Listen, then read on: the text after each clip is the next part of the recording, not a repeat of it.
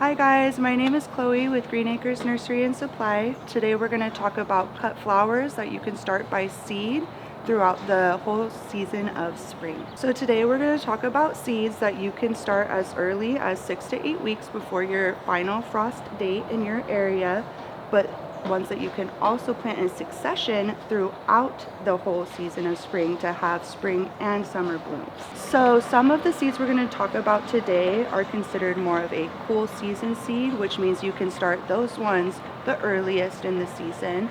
And some of them are considered more of a warm season, which means you're going to want to plant them later in the season. By mixing the two, you can have blooms throughout your whole spring and summer bloom season. So today we'll talk about a few of our favorites to plant throughout this season, but it is not limited to just the ones we discussed today. You can take a look at our seed section and choose countless annuals that are going to get you through spring and summer. The first one we're going to talk about today is going to be Icelandic poppies, which are considered a cool season seed. So that's going to be the very first one to get you started for your spring and summer bloomers. Poppies are one that are recommended not to start inside at all, which means you want to direct sow them straight into the ground 6 to 8 weeks before your last frost date, which will carry you through the month of February with beautiful blooms.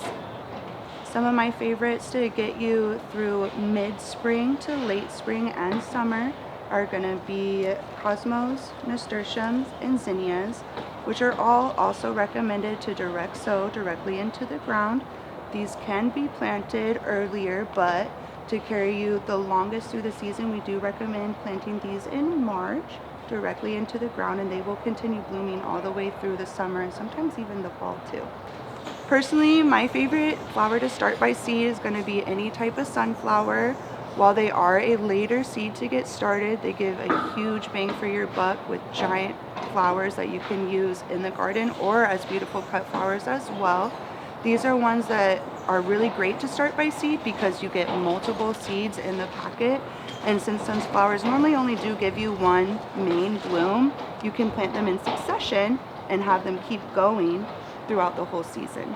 So when I talk about planting things in succession, that means planting them at different times. Normally that means about a week in between, but it can be longer.